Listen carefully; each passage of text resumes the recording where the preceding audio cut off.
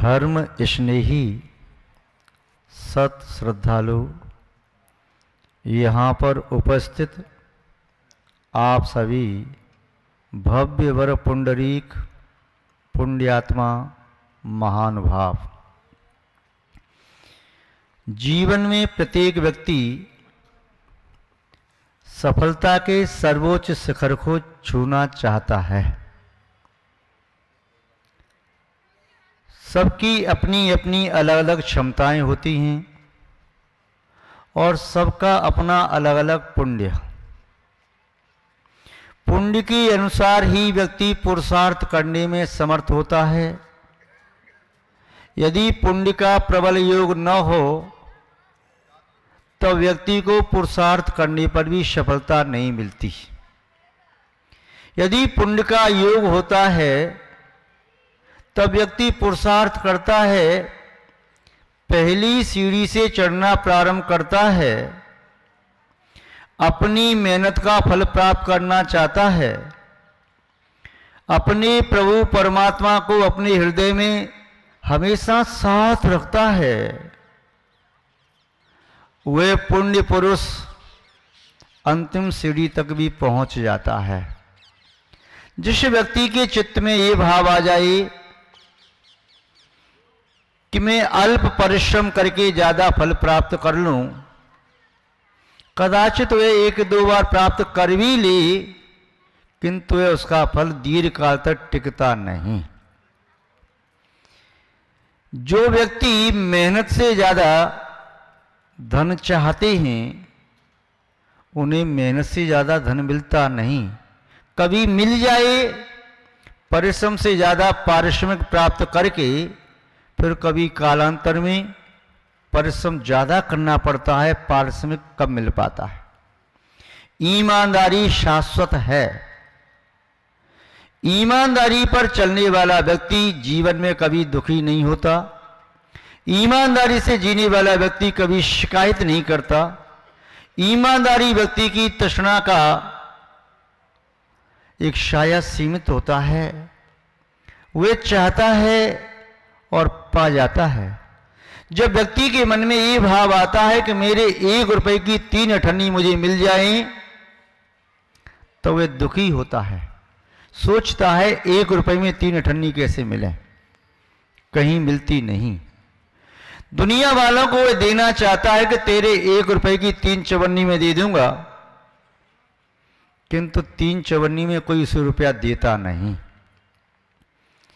संसार का नियम है, जैसा तुम चाहती हो कि तुम्हें 3 चवन्नी में 1 रुपया मिल जाए, तो तुम्हारे भी 1 रुपए को कोई 3 चवन्नी में लेना चाहता है।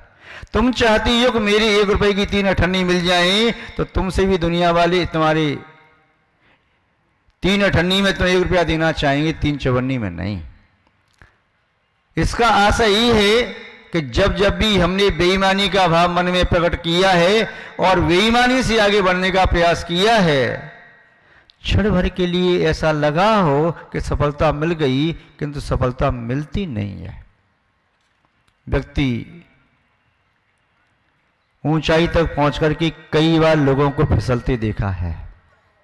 आधार होता है तो विश्व की कोई शक्ति उसे नीचे गिरा नहीं सकती। आत्मविश्वास एक ऐसी चीज है जिसके चित्त में वह प्रकट हो जाता है सूर्य के उदय की तरह से। उसकी चेतना के समग्र प्रदेश आलोकित हो जाते हैं, प्रकाश पुंज बन जाता है। अपने जीवन को ही केवल महान नहीं बनाता, वह विश्व के प्राणियों के लिए आदर्श माना जाता है। जिस व्यक्ति ने भी अपने आत्मविश्वास को जागृत किया है, ऐसे व्यक्ति ने न केवल अपनी आत्मा का हित किया है, समूची मानव जाति का कल्याण भी किया है। किंतु आत्मविश्वास तभी जगता है जब वह परमात्मा की साक्षी में ईमानदार रहे, आत्मा की साक्षी में ईमानदार रहे। जब तक आत्मा के ऊपर छल कपट बेईमानी लोभ तृष्णा काम क्रोध अहंकार आदि की परतें जमी रहती हैं, तब तक आत्मविश्वास जागृत नहीं होता। आत्मविश्वास जागृत करने के लिए आप अपनी आत्मा की साक्षी में एकदम दिगंबर हो जाएं। शरीर से दिगंबर नहीं, शरीर से दिगंबर तो आप अपनी बाथरूम में होते ही होंगे, किंतु दिगंबर होना है प्रभु परमात्मा के चरणों में। कोई छल कपट नहीं, कोई आवरण नहीं, कोई बनावट नहीं। जीवन में जब बनावट होती है, दिखावट होती है, सजावट होती है, तब जीवन में फिर गिरावट और कड़वाहट होती है। जहां जीवन सरल और सहज होता है, जल की तरह से उसे स्थान मिल ही जाता है। और जिसका जीवन पाषाण की तरह से कठोर होता है, कठोरता टूटती है, कठोर पत्थरों को तोड़ा जाता है, किंतु जल को तोड़ा नहीं जाता। जल को कितने बर्तनों में अलग अलग रख दिया जाए, बाद में सबको एक कर दिया जाए, मिल जाता है। जिसका चित्त जल की तरह से है, वह संसार में कहीं भी जाकर के अपने मित्र बना सकता है, वह किसी का भी मित्र बन सकता है। कठोरता कभी जोड़ती नहीं, और रिजता, मृदुता, सरलता, सहजता कभी किसी को तोड़ती नहीं। जीवन की ऊंचाइयों को छूना है तो सबसे पहला सोपान है ईमानदारी का, दूसरा सोपान है आत्मविश्वास का। आत्मविश्वास ज्यों-ज्यों प्रबल होता चला जाता है, त्यों-त्यों व्यक्ति आगे बढ़ता चला जाता है। उसका आध्यात्मिक क्षितिज विशाल विस्तीर्ण होता चला जाता है। उसके आध्यात्मिक क्षितिज में पुनः शक्ति का सूर्य उदय को प्राप्त होता है। उसके लिए संसार में कुछ असंभव नहीं होता। वह आत्मविश्वास को और वृद्धिंगित करना हो तो अहिंसा की भावना, शरीर से किसी जीव को कष्ट नहीं देना, ऐसी वाणी कभी नहीं बोलना जिससे किसी का दिल दुखे, मन से कभी कोई ऐसा विचार नहीं करना जिसके माध्यम से किसी की आत्मा का घात होता हो, जिसकी क्रियाओं में, वचनों में और विचारों में पूर्णतया अहिंसा का विस्तार होता है, उसकी आत्मा अवश्य विकसित होती है, उसका आत्मविश्वास सुदृढ़ होता है। अहिंसा का विस्तार होता है शुद्ध भोजन करने से। भारतीय संस्कृति में निरामिष भोजन की बात कही। भारतीय संस्कृति में मांस खाना मनाही है। मानवों के लिए मांस खाना मनाही है। मानव मांस नहीं खा सकता, उसे तो शाक, फल, सब्जी, अन्न, दूध आदि का सेवन करना चाहिए। यही मनुष्य का कर्तव्य है और यही उसका धर्म भी है। जो जीवन में अहिंसा का विस्तार करना चाहता है तो सबसे पहले उसे आहार में, भोजन में अहिंसा का ध्यान रखना है। आहार में अहिंसा आती है तो फिर आचार में अहिंसा आती है, विचारों में अहिंसा आती है, व्यवहार में हिंसा आती है। जिसके भोजन में हिंसा होती है उसकी वाणी से भी हिंसा होगी, उसकी क्रियाओं से भी हिंसा होगी, उसके व्यवहार में भी हिंसा होगी। अहिंसा के माध्यम से आत्मविश्वास वृद्धिंगत होता है और अहिंसा पल्लवित, पुष्पित होती है शुद्ध हृदय के साथ।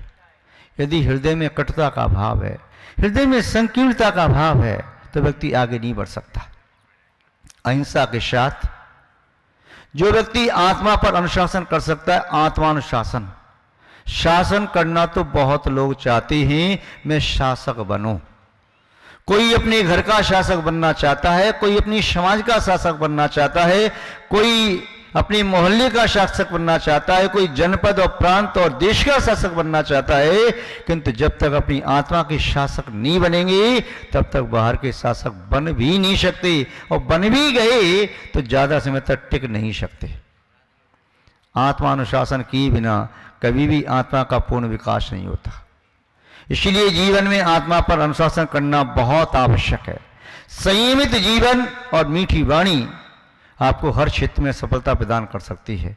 जिसके जीवन में संयम हो, प्रतिपल संयम का भाव हो, क्रियाएं असंयमित न हो, वचन अनर्गल, मिथ्या, कटु, निंद्य नहीं हो, मधुर हो, हितकारी हो, सत्य हो, आगम से अनुसूत हो, तो ऐसा व्यक्ति विश्व के छोर पर कहीं भी पहुंच जाए, उसे कभी जीवन में मित्रों की कमी न पड़ेगी। और संयम की साधना करने वाला, चाहे एक राजा हो और चाहे एक साधक हो, दोनों ही विश्व के सुप्रीम सर्वोच्च स्थान पर विराजमान माने जाते हैं। जो राजा होता है वह भी टॉप पर विराजमान है, वह जनता का पालन करता है, किंतु उसे भी अपने ऊपर संयम धारण करना पड़ता है, प्रजा की गलतियों को क्षमा करना पड़ता है, देश का संचालन करने के लिए स्वयं के लिए त्याग करना पड़ता है और सबका हित करता है। इसलिए जनता अपने राजा को भगवान भी पहले मानती थी। आज तो चलो डेमोक्रेसी है, पहले मोनार्की जब थी बादशाहित। कई देशों का कथन इतिहास में पढ़ते हैं तो वहां की प्रजा अपने राजा को भगवान जैसा मानती थी। राजा को दूसरा भगवान कहा जाता था और दूसरा होता है धर्माचार्य, जो आत्म कल्याण के साथ साथ पर कल्याण के लिए निरंतर भावना भाता है, प्राणी मात्र के सुख शांति की भावना भाता है, जो अपना सर्वस्व त्याग करके दूसरों की खुशी में अपनी खुशी खोजता है, दूसरों की आनंद में आनंद लेता है, दूसरों को प्रसन्न देख करके इसके चेहरे पर प्रसन्नता आती है, दूसरों की वृद्धि समृद्धि देख करके इसका चित्त आनंदित होता है। तो वह भी विश्व का कल्याण करने में, लोक कल्याण करने में समर्थ होता है। महान भाव, ये 3-4 बातें किसी की बपौती नहीं है। ये 3-4 बातें प्रत्येक प्राणी के जीवन में भी प्रकट हो सकती हैं। जो इन 3-4 बातों को जीवन में प्रकट करने में समर्थ है, वह आत्महित के साथ साथ लोक कल्याण करने में भी समर्थ हो सकता है। आप सभी लोग यहां उपस्थित हैं, आप सबसे केवल इतना ही संकेत हम करना चाहते हैं, यदि आपका जीवन बिना मांस खाए, बिना अंडे का सेवन किए, बिना शराब पिए चल जाए, तो जीवन भर के लिए इन तीनों चीजों का त्याग कर देना चाहिए, क्योंकि ये तीनों चीजें बहुत घृणित हैं। न केवल स्वास्थ्य को ये खराब करती हैं, शरीर को खोखला ही नहीं करती, आत्मा को भी खोखला कर देती है। इनके माध्यम से बहुत मात्रा में जीवों की हिंसा होती है, प्रचुर जीव हिंसा होती है। हम दूसरों के प्राण लेकर के कभी शांति से जी नहीं सकते। शांति से जीने के लिए हमें अपने चित्त में भी पहले शांति प्राप्त करनी पड़ेगी। इस सभा में उपस्थित सभी सम्माननीय महानुभाव, जिनका भी सम्मान किया, रात्रि में भोजन न करें, जमीकंद का सेवन न करें, उनका सम्मान किया, किंतु मेरी दृष्टि में आप सभी सम्मानीय बन सकते हैं यदि यावत जीवन के लिए अंडा, मांस और शराब का त्याग करें। तो ऐसे कौन कौन से पुण्य पुरुष हैं जो त्याग करने की प्रतिज्ञा ले सकते हैं? दोनों हाथ खड़े करके संकेत कर दें। कौन कौन पुण्य पुरुष हैं? वे पुण्यात्मा परमात्मा को अपने साथ चाहते हैं तो तीनों गंदी चीजों को छोड़ दें। जीवन में कभी अंडे, मांस, शराब का सेवन नहीं करना। हाथ पीछे तक खड़े हो जाएं एक बार सभी के, तो ज़्यादा अच्छा लगे। सभी की हाथ, दोनों हाथ खड़े हो जाएं। हो सकता है जो संकोच कर रहे हैं पीछे वाले महानुभाव, वह भी त्याग कर सकते हैं अपने उन भगवान के सामने जिनको आप अंतरात्मा से मानते हैं। उनकी एक बात मान करके, चाहे श्री रामचंद्र जी को मानते हो, चाहे श्री हनुमान जी को मानते हो, चाहे श्री कृष्ण जी को मानते हो, चाहे श्री महावीर जी को मानते हो, चाहे और किसी को भी आप मानते हो, उनकी साक्षी में ये कह करके आज से मैं इन वस्तुओं का त्याग करता हूँ, चाहे मेरे प्राण कंठ में आ जाए पर नियम नहीं तोड़ूंगा, प्रण नहीं छोड़ूंगा, इन तीनों चीजों का जीवन में कभी सेवन नहीं करूंगा। बहुत अच्छा, आपने हमारे वचनों को सुनकर के नियम लिया, किंतु हमारे वचन नहीं है ये पूर्व में हुए भगवंतों के वचन हैं, सभी संतों के, सभी भगवंतों के वचन हैं। ये तीन चीजें मानव जीवन को विकृत करने वाली होती हैं और दुर्गति की कारण बनती हैं। महानुभाव, इस सभा में यदि ऐसे भी पुण्यात्मा पुरुष बैठे हों तो उन्हें भी मैं अंतर आत्मा से, आत्मा की गहराइयों से बहुत बहुत आशीर्वाद देता हूँ, जो जीवन में तम्बाकू, सिगरेट, बीड़ी का भी सेवन नहीं करते। ये कौन कौन से हैं? हाथ ऊंचे कर दें। बहुत अच्छा, बहुत खुशी है मुझे अंतर में कि आप इतने सारे लोग धूम्रपान भी नहीं करते और अन्य गंदी वस्तुओं का सेवन नहीं करते। बहुत अच्छा है, बहुत अच्छी भावना है आपकी।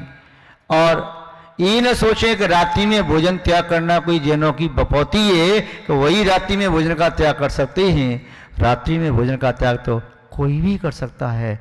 चिड़िया भी रात्रि में दाना नहीं चुगती, आपकी गाय भी रात में नहीं खाती, जुगाली करती, रात्रि में दिन में खाती है चारा। गाय घोड़ी भैंस जो भी हैं दिन में खाते हैं। कोई मजबूरी हो सकता है रात में तुमने चारा नहीं डाला हो तो खाई, अलग बात है, तो दिन में खाते हैं। हम मानव होकर के क्या रात्रि भोजन का त्याग नहीं कर सकते? कर सकते हैं। कई जगह तो मैंने देखा है, कई संप्रदाय में, सिख समाज में, सिंधी समाज में, अन्य हिंदू समाज की कई जगह देखा, उनका नियम है कि रात्रि में भोजन न करेंगे न कराएंगे। शादियों में कुछ लोग अभी भी पिछड़ी वर्ग में चल रही हैं, जिनके यहाँ पर आज भी रात्रि में भोजन दिया जाता है, लिया जाता है। वह मेरी दृष्टि में पिछड़ा वर्ग है, वे अभी एडवांस नहीं है, वे बहुत पीछे हैं। भारतीय संस्कृति में बहुत पीछे हैं, धर्म के क्षेत्र में बहुत पीछे हैं, स्वास्थ्य के क्षेत्र में बहुत पीछे हैं, बुद्धिमानी के क्षेत्र में बहुत पीछे हैं। यदि आप में से कोई एक आध दो पुण्यात्मा महानुभाव रात्रि में भोजन का भी त्याग कर सकें तो देख लें कौन कौन व्यक्ति कर सकते हैं। रात्रि भोजन का त्याग आजीवन नहीं, पहले 1 साल का देख लें, 1 महीने का देखें, 4 दिन का देखो, 8 दिन का देखो कि रात में भोजन नहीं करेंगे। जो भी आपकी सामर्थ्य है, यदि हो सकता है तो देखो हाथ ऊंचे कर दो।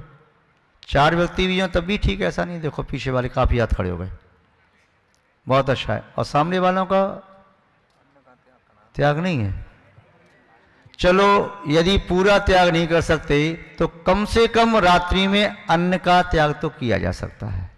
रात में अन्न का सेवन नहीं करेंगे, बहुत मजबूरी आई तो आपने चलो दूध फल आदि लिए, हो सकता है उसको भी अवॉइड करने का प्रयास करना, फिर आपको बड़ी सुख शांति मिलेगी।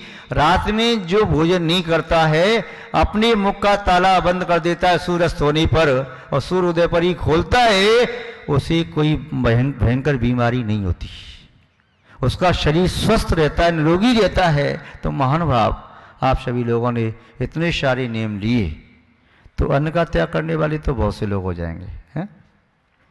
भले ही स्टार्ट में 1 महीने का ही कर दें, कोई ये ना सोचें कि हम जैनियों के लिए अलग विशेष कह रहे हैं, ये प्राणी मात्र के लिए कह रहे हैं। साधु का उपदेश किसी जाति वर्ग संप्रदाय विशेष के लिए नहीं होता है, प्राणी मात्र के लिए होता है। तो सभी के लिए हमारा आशीर्वाद है, आप लोगों ने नियम लिए, हम प्रभु परमात्मा से आपके लिए भावना भाते हैं कि आपका जीवन सुखी बने, आपके जीवन में शांति का विस्तार हो, आपका मंगल हो, आपका शुभ हो, आपका कल्याण हो। आप सबको बहुत बहुत आशीर्वाद देते हैं, किंतु आपको आशीर्वाद देने के पहले